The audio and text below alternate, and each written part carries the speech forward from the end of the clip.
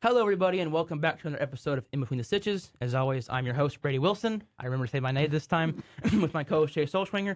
And a great surprise for everybody, we have the great Zac Babb with us in here today. I'm back. It's been Welcome. it's been like way too long, but hockey season. Yeah, and the Stars, coming off the All-Star break, had a big win against the Buffalo Sabres. 2-1 Ottinger. Who were wearing their goat head jerseys yesterday, I might add. I'm very convinced that Buffalo just needs to go back to the goat head unis full time. But that's another discussion for another time. So were those the unis that they were wearing when we beat them? Yes. They were pretty cool. Yeah. So I liked our black too. The black with like the classic star and the gold. The gold and the black was just a really nice combination. Yeah. I wish instead of like the neon green on those uniforms, they did them black and that darker gold. Yeah. I'm just a general major fan of '90s hockey jerseys. Yeah. So. I feel like '90s jerseys in general in almost every sport looked a little better. 'Cause I think the Eagles were showing their Kelly greens, Yep. which are gorgeous. Yeah. The Cowboys had it was a little bit sleeker. I want to say they've changed like the shade of blue on the pants. I think it's just gotten a little bit different. It just something about it looks better. Yeah. Maybe the 3 rings helps, but the lights of the Super Bowl. Well, But I remember feel when like, they had the giant stars on the shoulders that was, during the Aikman era? Yeah, that for was a little bit. I remember they wore those uniforms in the third NFC Championship game when the Niners finally beat us. Yeah. Baseball uniforms. The Rangers, my favorite all-time Rangers are the 90s Reds with the red font. As the resident Astros fan of today's episode, I'm still a big fan of the tricolored? Because the tricolored is more back to the 80s. I mean, I guess they wore it into the early 90s in a modified version, but blue and gold Astros. Yeah. I like that era. So I've always I think the tricolor looks good. Yeah. Some people may disagree. I think it's got that retro The tequila sunrise. Yeah. Whenever I think not every game, it's kind of like our City Connects. I feel like that should have been your City Connects. Yeah. Make something with the old '80s because then you wear them sparingly. Where you still get them and it looks like the Marlins. Yeah. I think every Friday they wear their '90s the teal and teals, white, which looks super good. Yeah. Anyway. 31-13-6 for the Stars. First in the Central, second in the Western Conference. Just been on a tear. Yeah. And we're not coming into the All-Star break, but through the season now have just... Yeah, it's collectively been this really good, consistent amount of winning, and if you're not winning, you're at least picking up a point here and there. I mean, they've won 4 in a row. They have points in 6 straight. And... you've gotten what you want from the offense, obviously. Right. I mean, the addition of Matt Duchene has been incredible. He's really woken up the kind of former Tyler Seguin, if you will, the Seguin that we initially got in that trade with Boston in 2013. So last year it was the Benaissance. The joke is last year it was the Benaissance, the reemergence of Jamie Benn. This year it's the Seguin Enlightenment. The reemergence of Tyler Seguin on that line with Matt Duchene. And it seems like they have a goal every night. They had one again last night. Duchene ended up netting the first goal of the game. And then the emergence of Thomas Harley, man. Yeah. I mean, you knew defense was going to be probably the biggest shortcoming for the Stars. And I still think they go after a top 4 defenseman at the trade deadline. Who is the guy from the Flyers? I know they were targeting. I can picture him in my head, and I cannot think of his name. I know exactly who you're talking about, but I think he would be a great addition. I think he'd be a great addition too. It's just, does Jim Nill buck his own philosophy and trade a draft pick, which would be interesting. but point being is, and it hasn't been the best year for Ottinger. Now, he had 47 saves last night. Right. If you can get that Ottinger at a consistent pace for the rest of the season, you're going to be in a really good shape regardless if you add an extra defenseman, because Thomas Harley before it was pretty much it's Miro and then this huge drop-off down to like Essa Lindell. Yeah. And now you have Harley when Miro was out for 3-4 weeks, whatever it was, that he was sidelined there for a second. And give Pete DeBoer and the Stars coaching staff credit. They really trusted Thomas Harley to be kind of that top line quarterback style defenseman, and it's paid dividends for them. And now you're looking at like, okay, you've finally broken up the atrocious line of having Miro try and just drag Ryan Suter all over the ice. And now you have Harley and Miro on the same line, and it's like that is an elite defensive line in the NHL. Mm-hmm. And so it's like, yeah, again, there's still this drop-off between the top defensive line and the rest of the pack, so maybe you add a top 4 defenseman and even that out a little bit. But the point being is it looks a lot better than it did 2 months ago. Yeah. So 100%. it's looking very much on the up-and-come-up.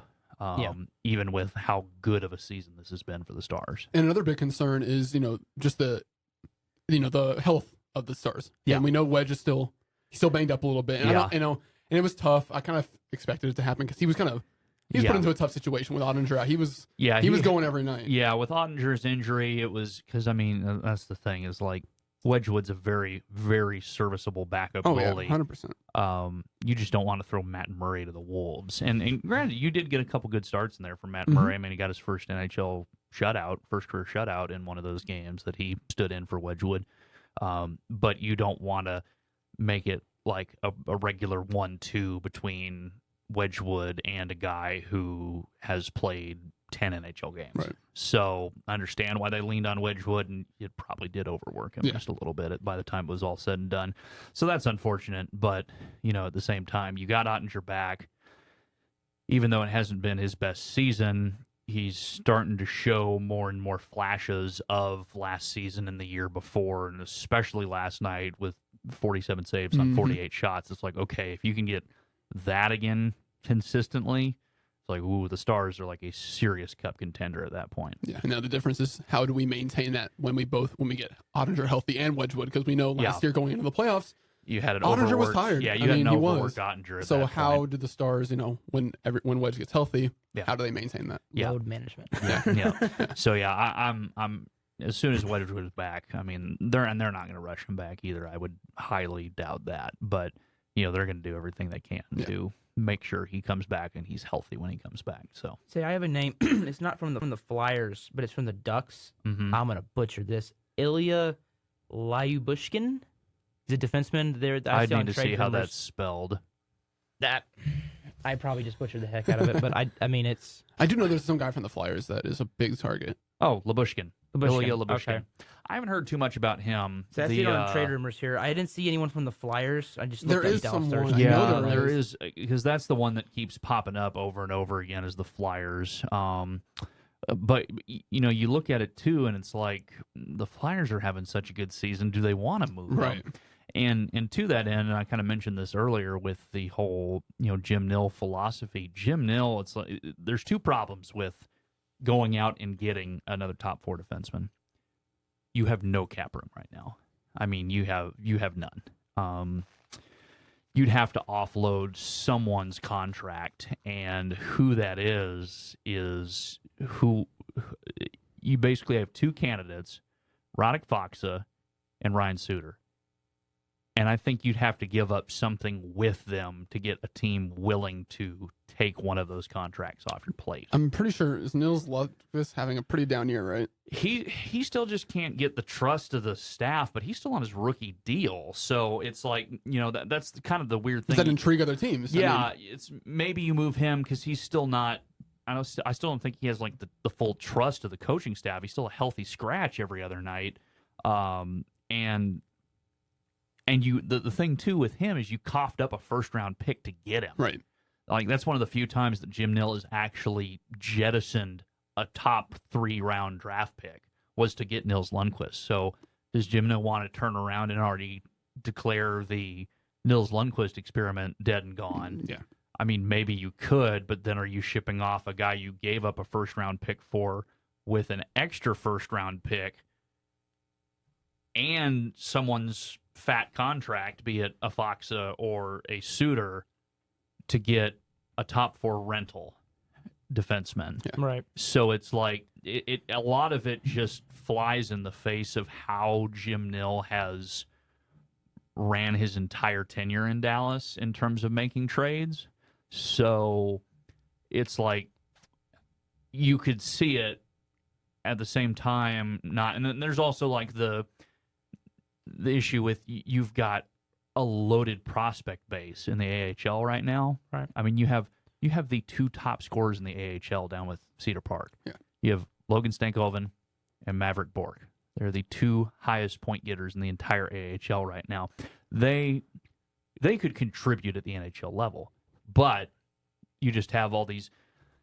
Obviously, you're cap strapped for one, and second of all, going back to Jim Nill does what Jim Nill does and doesn't buck his own trends. He will let players over marinate in the minors. Right. Like he would rather. I mean, you call up Stankoven and Bork. Maybe they're playing third line minutes.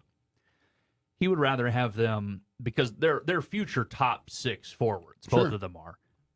He would rather have them play top 6 forward minutes in the minors than have them play third line minutes in the NHL. I think there's something to be said for that because, like, we've seen it in baseball. Because I think baseball and hockey kind of too, because of what they use the minor leagues. You've seen it in baseball where you don't want, and usually with pitchers it's different because Evan Carter's a good example. Usually you put them in the bullpen for pitchers and they can still be okay. Like look at Cole Reagans was in the bullpen, was not being used consistently, and that's really difficult unless you're a veteran to not be used consistently enough, and you don't get reps, and then you go to Kansas City where you get reps, you become a pretty darn good pitcher. You see it with position players where you don't want to platoon them when they call them up because you don't want Wyatt Langford rotting on the bench not getting reps, and I think it's the same thing with the Stars. You don't want them not getting quality reps. Yeah, or losing their confidence on a third line. You know what I mean? Like if they fail on the third line, that could destroy their confidence. It may not. Some guys are different, but it could destroy their confidence. You don't want that to happen. Yeah, and that's the thing with Jim Nill is he has so much patience in everything. Like we even go back to the Nils Lundqvist for a first-round pick trade. I mean, that was essentially Lundqvist is 20, 21 years old. The only reason Nill made that trade is because instead of a first-round pick, my first-round pick is now Nils Lundqvist. Right. So even then, it wasn't truly in the true sense of the term moving a first-round pick for an upgrade. You were moving a first-round pick for a guy who's young, who was a first-round pick, essentially drafting him. Yeah, you were essentially drafting him from the New York Rangers. Yeah. So it's like he just doesn't buck those trends. So that's where you look at the cap situation.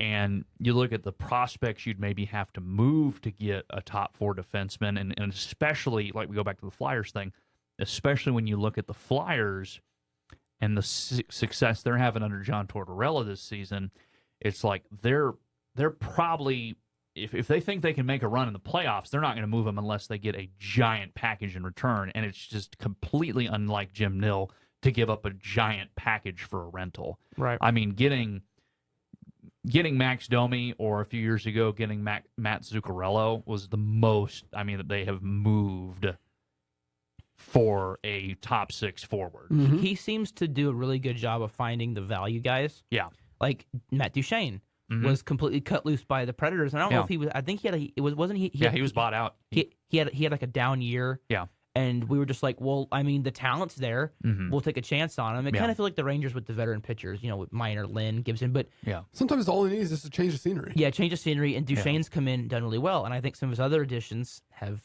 done really well. And then you have young guys like Harley that have just stepped up.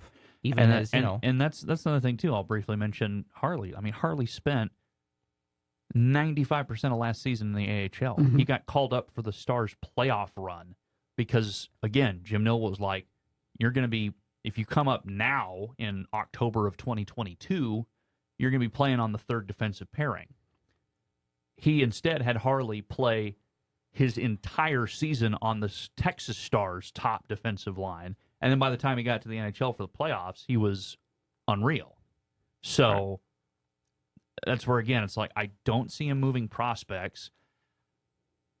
I definitely do not see him moving prospects. I could maybe see him moving draft picks. But even then... Do you want to go all in this year? And do you have the cap space to do it? Right. And maybe you can get a team to maybe... I don't know trade values in the NHL as much as I know other sports. But, like, if you were to trade... Let's say I'm just like 2 first-round picks with the cap space guy for the defenseman. Yeah.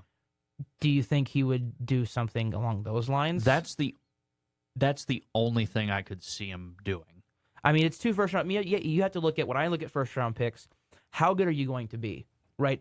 When the and again, I have to pull from a sports for example. If you go to the Cowboys and we traded for Amari Cooper, that first-round pick I think was pick like 26. It ended up being Jonathan Abram, who's now not with the Raiders anymore. So you have to look at when you're trading a pick, what will this pick become? Because if you plan on winning the cup, well, then you're picking 32nd, the top of the second round, right? It's the same. So is that really worth it to you? It's like with the Rangers. We're picking now 30. Yeah. It's you're not picking top of the draft.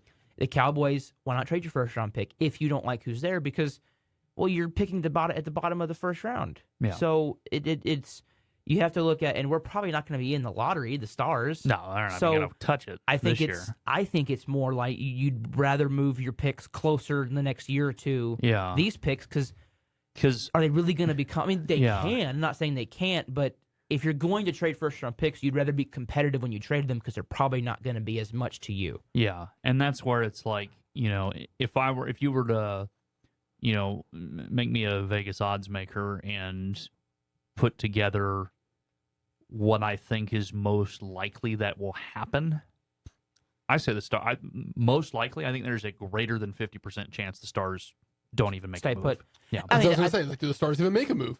I don't think because if there's no there's no emergence of Thomas Harley, I could see them making a move. Now that you got Harley, I don't think there's any notion in Jim Nill's mind that he has to make a move because this is the window. I mean, you got so many great prospects. You have such a young core that you don't have to go all in on this season because you've got a pretty wide window. Right. Now. Rangers. What was the third farm system in baseball? Mm-hmm. And you just won the World Series. Yeah. So I mean, like you're sitting in a really good spot. I think same thing with the Stars.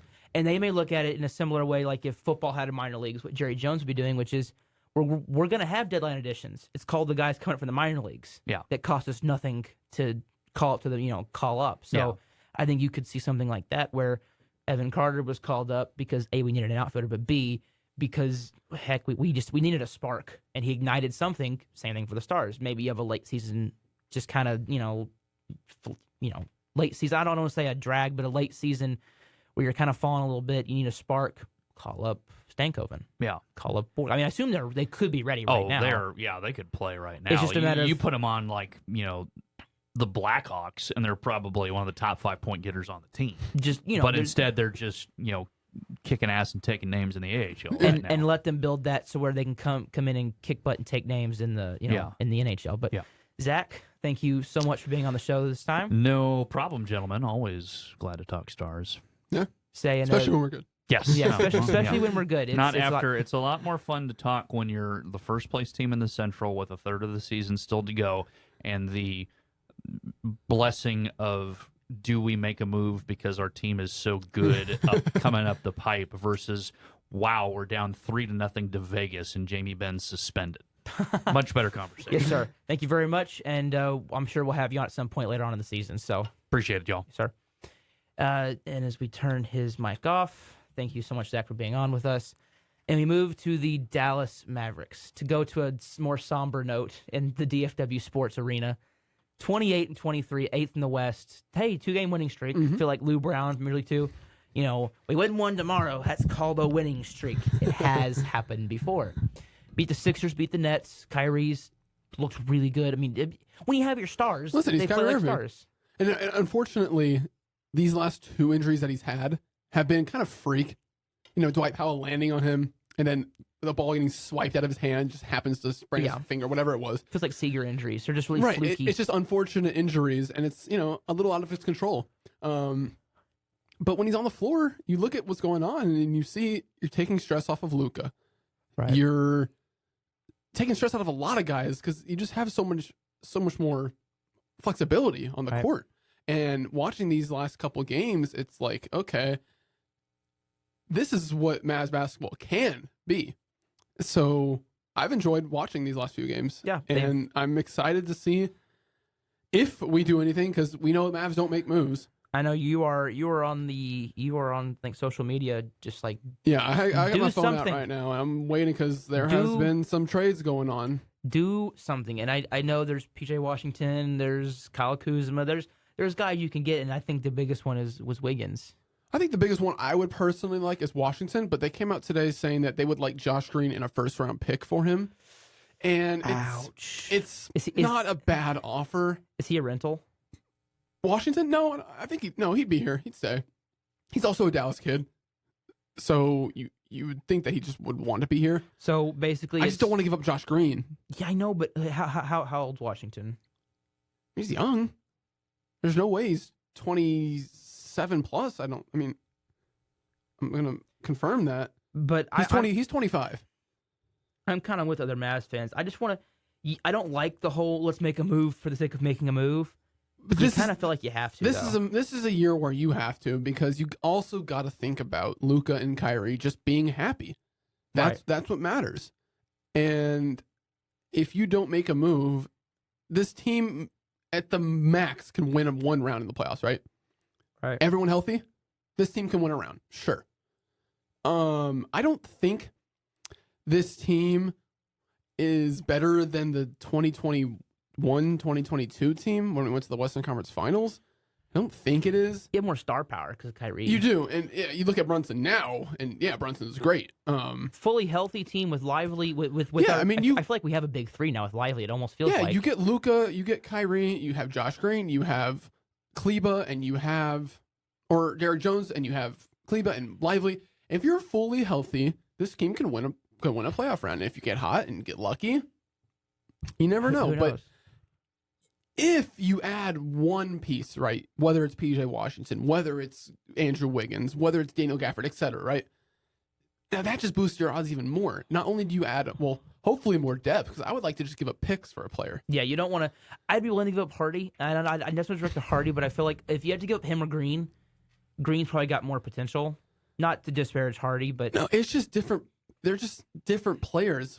I don't know. I kind of like Green more because he's got a bigger role. He's in the starting role right now. Yeah. And he's better defensively, but I would say Hardy's a better scorer. So it's, what do you look at? If you think, which we all hope we can keep Luka for his entire career, then maybe you do deal Hardy off, right? Because you're going to have Luka or Kyrie on the floor at all times. So you don't necessarily need another scorer like that. So if you want to deal Hardy in a first-round pick for PJ Washington, for Andrew Wiggins, right, I'm down. Right, and I'm again, like we were talking about the Stars, I'm okay with trading a pick, because if you plan on being in the playoffs and making a 2 or 3 round deep run, your pick gets worse, but that means your pick gets better for you, because it takes the stress off. Okay, we got this player.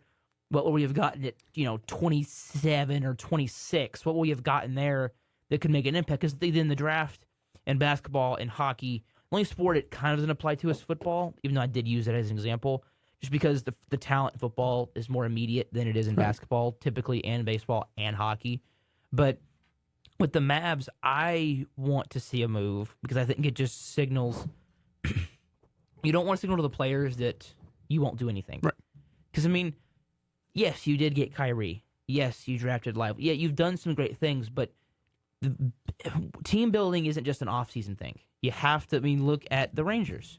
Built a really good team, and then things kind of went to hell. And then you make moves. And then you get Chapman, and you kind of things picked back up again for a second. Then things went to hell again. So then you go get Scherzer, you get Montgomery, you get Stratton, you bring in these guys, and you still went through a big skid. But I remember through that time, it was kind of Scherzer and Montgomery and pray for a win.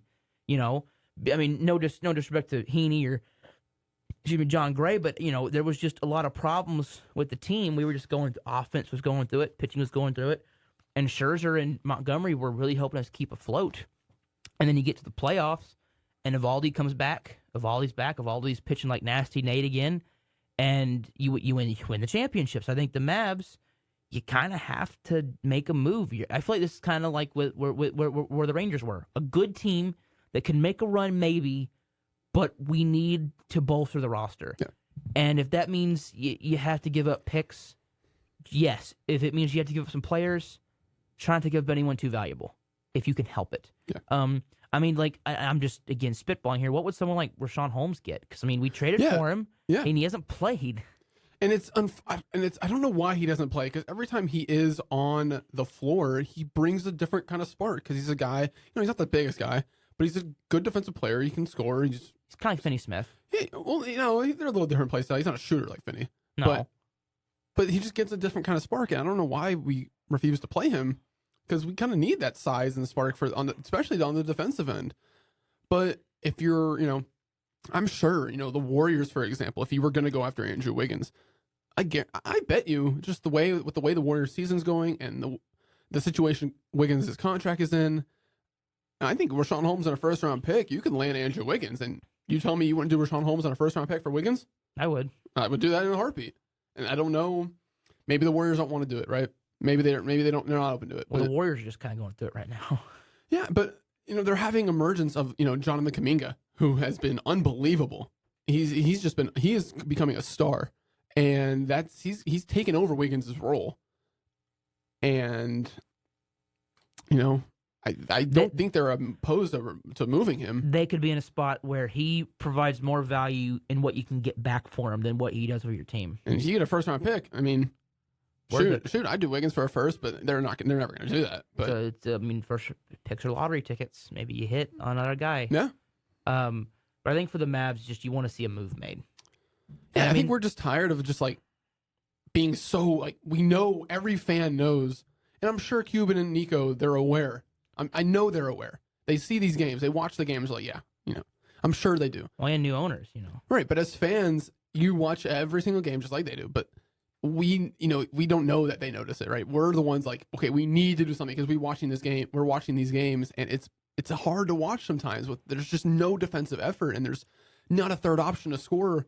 Now, granted, when Luka or Kyrie or one of them is out, right, that's when it looks kind of rough. When they're both on the floor, it's a lot more. It flows a lot better. As we've seen the last couple of games. And Grant Williams has just kind of flopped. Yeah, I mean, there was talks about Grant Williams straight up for Bobby Portis. Sure. I mean, and I hate it because I thought he was going to be really good for us. Yeah. And he looked really good in the start of the season. Mm-hmm. Do you have an idea of what's going on with Grant Williams? I just think he's in his head. He knows, he's heard the talk, the criticism, and he's just scared, or he's not confident. And it's very obvious to tell on the court. He's open for shots that he would 100% shoot, and he's just passing up on it. Got the yips. Yeah, he knows, and that's kind of what we got you for, that 3-and-D type role. The Finney Smith role. Yeah, exactly. And hell, trade back for Finney Smith. Let's bring him back to Dallas. Is he available? Yeah, he's open for trade, but the Nets are saying they want 2 first-round picks for him. And I'd give you a first. I'd be willing to give you a first and Hardy for him. I'd be willing to do that. I like Finney Smith. But. I don't think they'd ever take Hardy because that team doesn't need any more guards. Well, scoring guards at least. But make him into a center. No, Grant. But Grant's had a couple of games. The last few games he's played nice, but he's always there on the defensive end, which is nice to see. You don't want to give up someone like that because even though he's been absolutely horrendous on the offensive end, you don't want to weaken what defense you do have. Right. But even though he's been horrendous on the offensive end, as I just said, you got Luka, you got Kyrie, you can afford it. He's showing hustle, effort on the defensive end, and that's what you really need. So I don't really want to deal him, right? But I don't know. I trust Nico. I mean, I think I do. I don't know. Well, we'll have to see. Yeah, I mean, we're gonna wait. I mean, I got my phone out. There is. Yeah, well, we will break 24 hours that happens. So 24 hours that happen until it's over, and we play tomorrow. So you think that if the Mavs were to make a trade, I'm not saying this player would play tomorrow. But if you trade someone on the team, you're probably not going to have them on the bench tomorrow, right? So you'd want to get them out before. We're going to trade you Hardy, but he's going to play for us tomorrow night. Right. So you don't want Hardy knowing that. So for example. Right. So the games on trade deadline day are always really weird, especially in baseball, because people they're in their head of am I moving my family, but we'll see what the Mavs do. We'll come on here next week and be able to discuss it a lot more. Yeah, I mean, I really hope we do something because this team needs something. This team feels like it's a piece away when they're healthy. You can never count yourself out when you have Luka and Kyrie on the floor. You never can't. Yeah. So, but yeah. It is now my pleasure, as we are a week away from spring training officially, or at least pitchers and catchers reporting, to remind everybody that the Rangers won the World Series, are the World Series champions. We'll begin to be reminding every one of you folks about that until a new champion is crowned. So again, spring training starts in a week for most teams. I don't remember the date, but the Dodgers and the Padres do it a little bit earlier. because they have a series to start their season in Seoul. Mm-hmm. But I think they start while there's still other spring training games going on.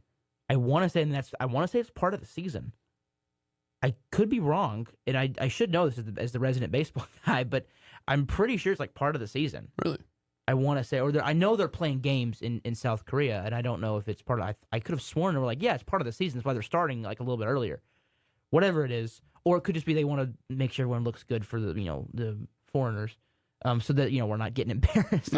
This isn't like when you had teams go to Japan and you had Ichiro be able to do his swan song. Hey, I'm retiring, everybody. But and I think the one thing in baseball right now that needs to be addressed is there's like no free agent signings right now. It's dead. There's still some guys. Bellinger hasn't signed. Matt Chapman hasn't signed. Jordan Montgomery hasn't signed. Blake Snell hasn't signed. I mean, you have players that Brandon Bell is a solid player. He hasn't signed, and it's me and my dad I wish he was sitting here. We could both and you we could all try and figure this out because I have no idea why it's going on. I'd love to be able to say that it's. I think part of it is apparently, and I don't remember where I heard this, but Snell went like the Yankees offered him like 5 something, and he counted like 9,270 or some ungodly number. No, and I think the problem is right now is that when you hear about contracts being signed by big players, what do you hear? They're long deals, they're big money. So then every other player thinks, well, I'm worth that much money. And teams, I think, right now are just saying, yeah, no, you're not. And I think this goes to what I was saying earlier about the CBA, and I am legitimately worried that when that new CBA runs out, it's not going to be good. Because we already had a lockout that almost cost us games. The next one will. Unless they can figure... Because the players budged a lot, and the owners feel like they budged a lot, right? I mean, if the owners had their way... Yeah. The problem is the owners... Think of it like this. If the owners had their way, the reserve clause would still be in effect. We would still have no free agency if the owners had their way. It's the only sport I feel like that would do that. I feel like the owners in other sports are okay with their system, right? There's a salary cap. But the players have been screaming there will never be a salary cap in baseball. And the owners want to go back to the system that was there till the 70s. So there's just a lot of well, we want to do this, well, we can't do this, and it's a lot of animosity. It's going to be a problem. So I'm glad my team won before that goes down because I have a really bad feeling it could really... 94 almost killed baseball. This time you can't count on steroids to come in and save it. What's going to come in and save baseball, right? At every time in history, there was something that came in and saved baseball. After the 1919 Black Sox scandal, here comes Babe Ruth. I would say the next one... Not even scandal, but the next potential problem was maybe the Great Depression, or you could say World War II. A lot of players going to war. Well, females, women's baseball came in and it entertained the masses. And not only that, but you also had owners getting creative with players. Mm-hmm. I cannot remember his name, and it's going to bother me. But there was a guy. I think his first name was Pete. He was one arm, and he hit with one arm, and he was playing for the St. Louis Browns. At that time, who actually I think won the pennant because the only time they did because they were so bad, but everyone else was gone. But then here comes another strike, and here comes Barry Bonds and McGuire in the steroid era. What's going to save it this time? Shohei? Maybe. I'm worried. I'm worried for the future of baseball. But yes, I want the Rangers to bring back Montgomery. I think you need him. Didn't we just sign a new deal with Bally Sports going through 2024? Yeah. So yippee, we get Bally for another year. But that means money. And there was much. There are people that say it had no effect. There are people that say it was the biggest thing. I don't even understand it, honestly, but I just know that because of the deal now we have money to spend. So nobody knows. And here's why. Because what if it did cause a problem, here's what it would mean. The owners are not worried about this year. They're worried about long-term money coming in. Most of the revenue teams get is TV deals. There's no secret. I mean, the NFL, I believe just off their CBS, Fox, and NBC deals, not counting ABC, maybe ABC. Well, actually, ABC, there was $3 billion to the league just for those, not including any tickets, not including merchandise, not including going to the draft, not including anything else that the NFL does. Right? Just the TV deals was $3 billion. So TV deals are very lucrative, and that's how leagues have been able to make so much money. is there TV deals? Well, when you don't have those TV deals, that long-term security of are we going to have long-term money is a big question mark. The problem is that if I'm Ray Davis, use critical thinking here. We're the World Series champions, top 5 farm system. What network is not going to want to sign us? What network's going to go, yeah, I don't want the Rangers. They only have like some really exciting players and DeGrom and, Bruce. I mean, like, who wouldn't want to sign the Texas Rangers? I understand if like the A's were having problems, who would want to put the A's on TV, right? Right. Who would want to pay a crap ton of money to have them? But if you're the Rangers, why wouldn't you want to have the Rangers? That's a big credit to your network. Then again, I think baseball really wants to go to a no blackout system, which they should, but that's beside the point.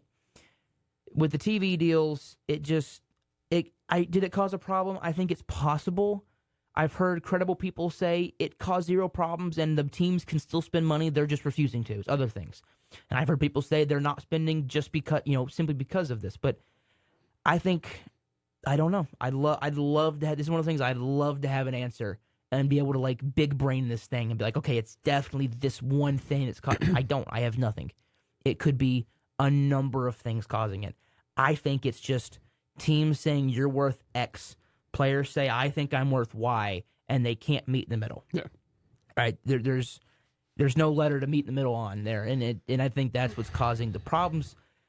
Montgomery's worth it, but I don't know why he is not re-signed yet. I don't know. I don't know what we're waiting for.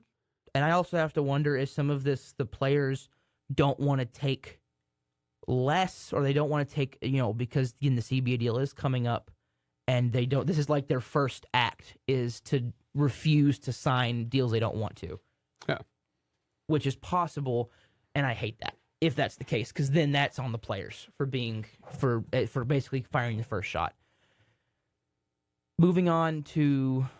There's not much else in baseball. I mean, spring training starting. Just a notification saying the Mariners just claimed outfielder Cannon, Smith, and Jigba. Hey, there you go. So they got 2 Seattle brothers now. Mariners and Seahawks. JSN's bro is going to go there. I mean, not a bad player. But there's just, the Rangers did sign 3 minor league deals. Yeah, they signed DJ Peters to be a pitcher, ironically. Can he be like a pinch hitter? Because he's got pop.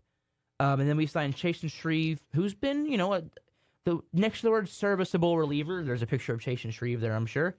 And then, Danny Duffy was with us last year in AAA. And then Jose Goody, who is a guy. He's a catcher. So maybe you stash him in AAA to be that guy that just comes in and, is another guy.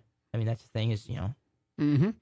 But there's not much going on. Baseball is just kind of, this is like the one dead spot. Yeah. This is like the one time in baseball where usually all the signings are gone, but there's no signings, but there's people to sign. So next week we will know what Bellinger, what Snow, what Monty, is that next week? I don't know. That's what I think is like, you have until Wednesday, I think, for most teams to sign if you're not going to the Dodgers or the Padres, which they're probably not because, sorry, but the Padres owner did pass away, and he was the guy that was spending so much money, and so, they're probably not going to want to spend as much anymore. Same thing with we're already hearing they may want to cut payroll. The Dodgers have already spent an ungodly amount of wealth on players, so they want to go more players. That'd be funny. And the Dodgers signed Blake Snell and Montgomery and Bellinger. The Dodgers just sign everybody. I think this weekend has to be the active weekend. Mm-hmm. And I don't know. I just don't know what the problem is, what the holdup is, but there's just not much else. Now, to I'm sure what a lot of people have been waiting on, and we just do it in this order just because we've always done this order, is football. It is Super Bowl week. Officially. And we will start with the Cowboys, though, just to get them out of the way. Dan Quinn is gone. There's a lot of mixed feelings there, I think, from a lot of people. Dan Quinn is no longer our defensive coordinator. Takes Joe Witt with him, but he goes with the Commanders. I think it's kind of funny that now he and McCarthy can duel it out. He just want to be back in AT&T Stadium once a year. They're going to duke it out twice a year, and we're going to see. Because there was a rumor that Quinn and the defensive guys went to McCarthy and said, here's what you're doing wrong on offense. Well, if they happen to enter your building, what are they going to do when they're trying to beat you? Yeah. But Quinn isn't calling defensive plays anymore.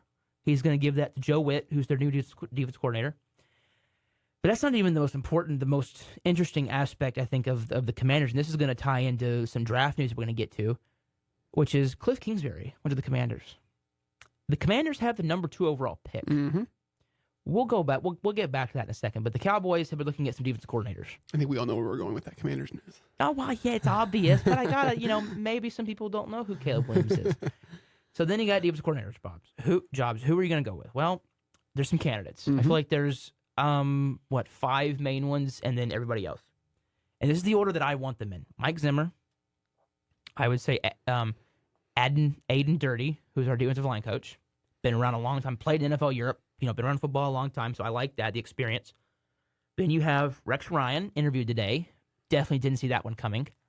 Then Al Harris, who is inexperienced as a coach, but has done a really good job in his time. Yeah. He pretty much turned 2 corners into the 2 best ball hawks in football. I want to promote Al Harris to defensive backs coach, which is what Joe Witt was. Secondary coach. I want him to coach the entire secondary.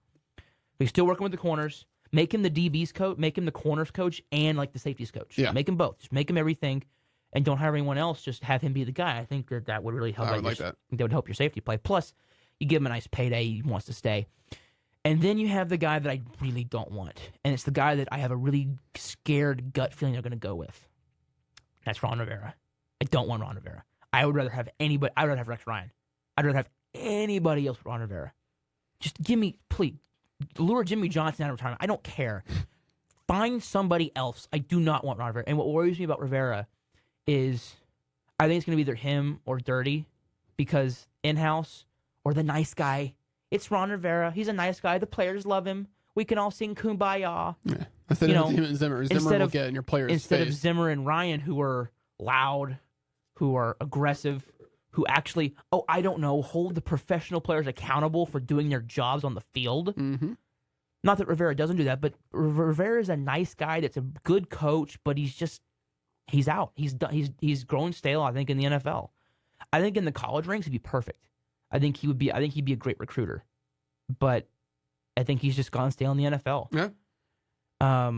That's just a problem. And I'm scared that they're going to hire him because Ron Rivera is a guy that won't push the Jones.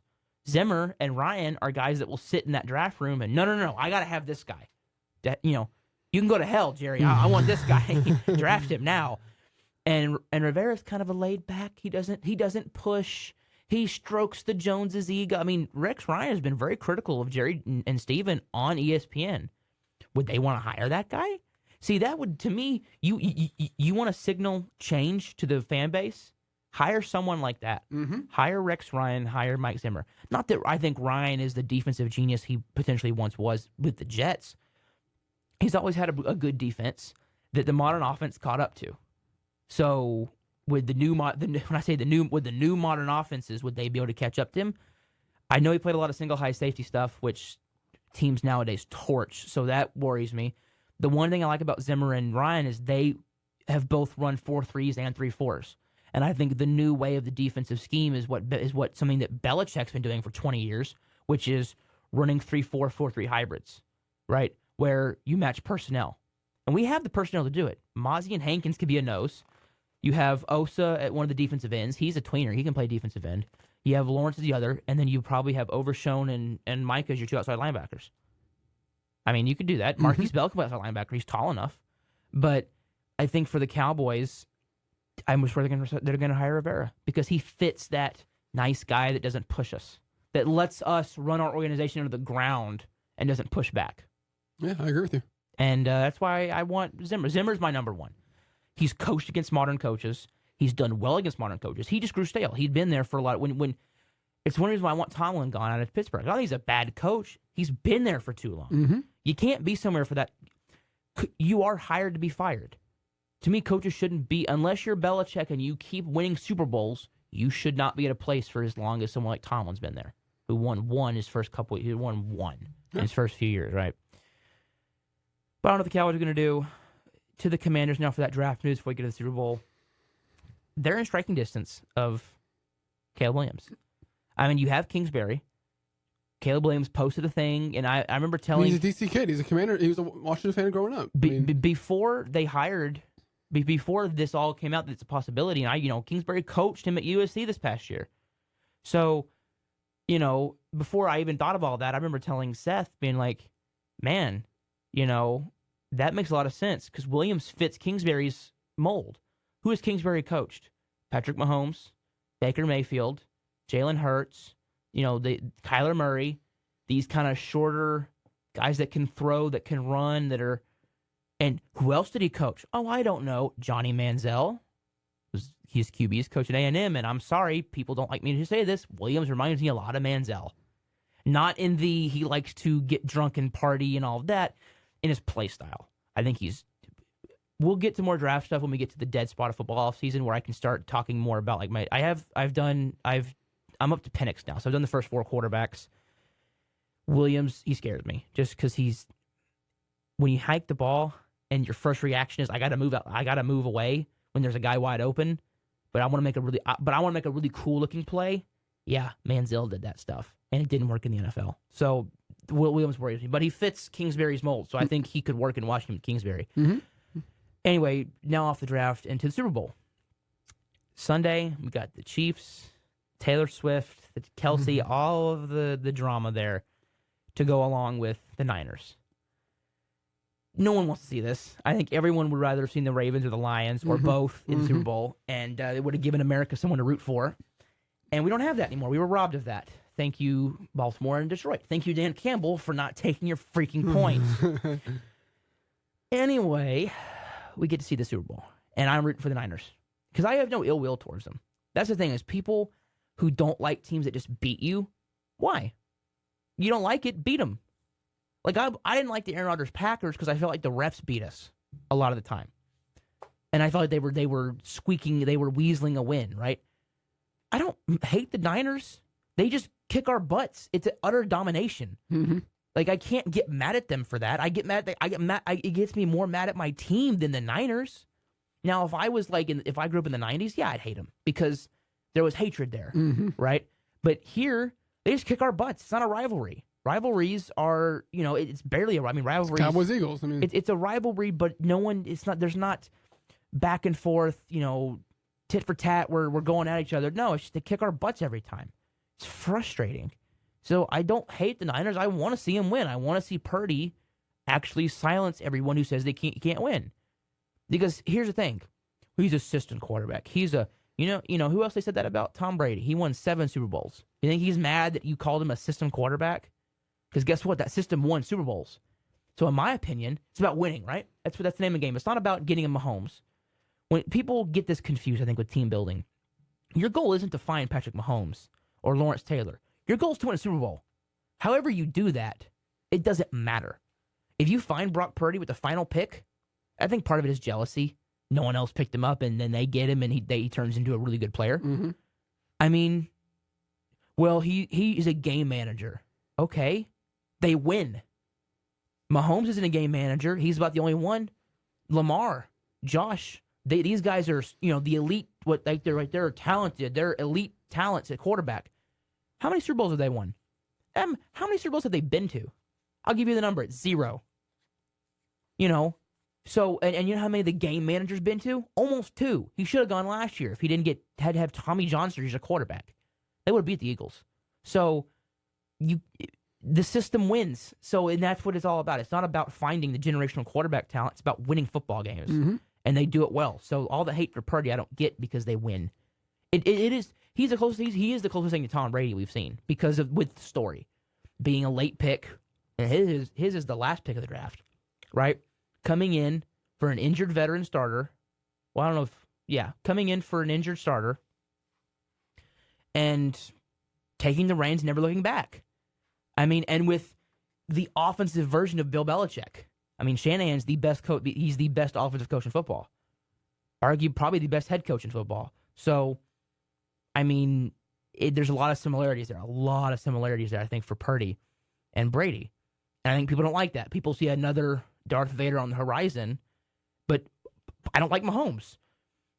And it has little. I mean, I don't like his wife annoys me, and his brother I would like to punch in the face just because after the Sean Taylor thing, that really pissed me off because it was super disrespectful. But Mahomes is whiny. Mahomes, after a correct call against Kadarius Toney, didn't even shake Josh Allen's hand and say, "Good game." Man, how could they call that to end the game? It's ridiculous.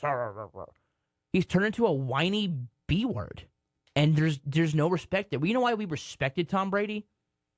First of all, Deflategate's bullcrap, Spygate. They went on to win. They went on to be undefeated. So guess what? Didn't matter. And to be fair, other teams were doing it, and they misinterpreted the rule. So again, people want to knock him for that, but it was no. Brady had nothing. That was Belichick's legacy, not Brady's legacy. Brady, Brady didn't whine. Even Deflategate, when you have all the reason to whine in the world, didn't whine. Not once. Not once. That's a leader. Mahomes whines and complains and, oh, poor little me. And that's why I don't like him anymore. I can't respect him. Plus, the Chiefs are getting on my nerves because they're starting to think they're the next Patriots. You win this one, you're a dynasty. You've won 3 now. You're a dynasty. Right now, you're a mini dynasty. You win 3, you are a dynasty. But just because you're a dynasty, that doesn't mean that you're better than the Patriots. It also doesn't mean that Kelsey's better than Gronk. Gronk's the most physically talented tight end to ever play the game, if not almost player, regardless of position. Kelsey's really good. Kelsey's going to go down as the greatest tight end of all time because of numbers and everything else. But I think they've just become very unlikable. The Chiefs have finally become the villains. It's fun. They're not the poster. They're not the Golden Boys anymore.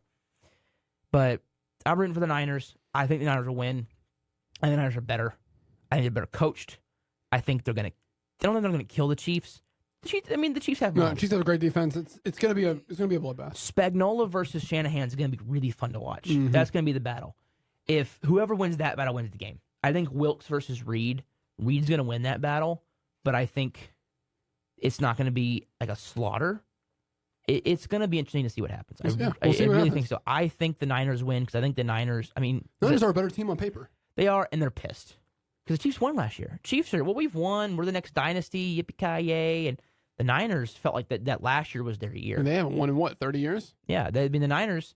We actually have more recent Super Bowl than they do.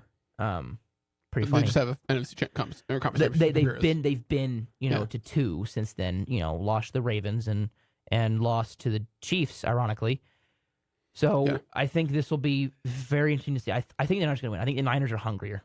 I think that there's something about the mission of kind of like Michigan. We're not going to be denied this. This was our last year and was taken from us because we couldn't have a third quarterback. So this year we're gonna, as they would say in wrestling, as Cody Rhodes, and I would love to get into that with the Rock and stuff, but they're gonna finish their story. So if you're a wrestling fan, you're gonna get that one. But I cannot think of anything else for sports. Let's go over our award predictions for NFL honors. That is happening tomorrow. MVP's McCaffrey. I don't care. MVP's McCaffrey. It's not a quarterback award. If you want to make it one, call it that. The MVP is the most valuable player. Yeah. McCaffrey. I agree with you. But it won't be McCaffrey. It'll probably be Lamar. It'll be Lamar. And really, if you're going off quarterback, I think Dak should win it statistically. But the game against Buffalo screwed him. The game against not beating Buffalo and Miami really screwed him because it just... I'm sorry, it did. And I don't like it, but it did. The defense was on. Dak brought us down the field and gave us a chance, but it doesn't matter. Doesn't matter. Dak statistically, if you look at it, he should be the MVP, but he won't. I think it'll be Lamar. I think McCaffrey should be over Dak anyway. I think it should be McCaffrey regardless. Oh yeah, of course. I'm with you. But I don't quarterbacks. Right. I'm going off quarterbacks and what I think it'll be. I think Dak should win it, but it'll be Lamar. And then McCaffrey for Offensive Player of the Year. Yeah, definitely. Defensive Player of the Year, it's going to be Myles Garrett. I agree. I'm sorry, people. Deron Bland. No. If you're going to give it to a corner, he has to be Gilmore level of shutdown. Now, I'm willing to give some leeway with the pick sixes, but just because you set a pick six record doesn't mean you're the best defensive player. No.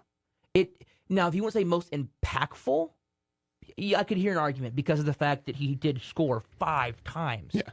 But defensive player of the year is Myles Garrett. I think that Browns defense is just it's not the same without him. It's really not. I agree with you. What Coach of the Year? I think it'll be Stefanski. I think he deserves it. Mike McCarthy. There you go. It'll probably be Stefanski. My vote would be D'Amico Ryans. Yeah, I like D'Amico too. I even like D'Amico's Dan my Campbell, vote. But D'Amico's my vote. Comeback Player of the Year. Okay. Flacco. It should, and I want to preface it should be Joe Flacco, but it's not. It's going to be DeMar Hamlin.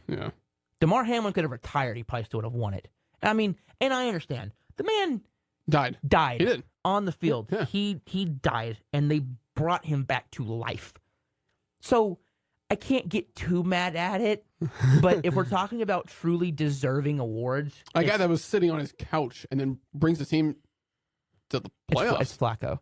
It's Flacco. Yeah. It should be. They're going to give it to Hamlin, and nobody can complain. I think that's fair. But and I'm going to completely blank. There's no other awards, are there? Am I missing one? I mean, Walter Payton, man of the Rookie year. of the Years. Oh, yeah, Rookie of the Years. Offensive Rookie of the Year, C.J. Stroud. It's funny. I feel like it can go either way. Who else? Puka. Stroud. He's quarterback. Couldn't get to Stroud. He deserves it. Puka was great. But I think if he'd set records, if he had set like the receiving record, he as set a rookie, he set he did. rookie records. But if he were to set like he won the Triple Crown, like a Cooper Cup I level think season, it could honestly be a toss-up. he could. But they're going to give it to People are going to be they're gonna mad no give it to matter what Stroud. happens. If Stroud wins, people are going to say it should have been Puka. It should be Stroud. If Puka wins it, people are going to say it should have been Stroud. I think it should be Stroud because the amount of time receivers hit is so high. The amount of times quarterbacks hit, the amount of times first-round quarterbacks hit is so low. Yeah. I think it's Stroud. Defensive Rookie of the Year. I don't want to say Jalen Carter because I feel like Devon Witherspoon deserves it more. Yeah, I mean, who are the big candidates? It's Carter, it's Witherspoon. Mozzie. Who else? It was I'm trying to think who was at the top of the draft last the year. lineman. Who am I? Jordan? No, not Jordan Davis. Who am I forgetting? Who would have been not edge rusher? I'm trying to think of like edges that were in last year's draft. Will Anderson. Will Anderson. Yeah. Okay, I'm gonna give it to either Anderson or Witherspoon, but it's probably gonna be Carter, and I don't agree with it. But whatever, it's not my. I don't get to vote. Yeah. Any other awards? Defensive Rookie, Offensive Rookie. No, I just know that there's a lot of Cowboys involved in each award. I know that. No rookie awards for us. No rookie awards. Dak may finalize as a MVP, maybe. Oh yeah, he's a finalist. He's a finalist. Yeah. So how many finalists are there? 5. 5. It's McCaffrey McCaffrey, Dak, Lamar, Purdy, Josh Allen. Oh, yippee! Well, who cares? I mean, did they vote? And offensive player of the year is CMC, Tyreek, CD, CMC, Dak. Hey, we're there, but we're not going to probably win anything. Micah's defensive player of the year, kind of. I could see Micah maybe winning DPOY, but on talent. But no, he's not going to. I could see it. If any of them were going to win an award, it'd be that one. But we're done with awards. Now we just we'll be back with. We'll do draft stuff once Super Bowl's over. Football segments will probably just be here's who I've scouted this week, just to give some football in there, and here's who the Cowboys could be targeting, right? Just stuff like that. So. Ladies and gentlemen, thank you guys for listening, and we will talk to you guys next week. See you later.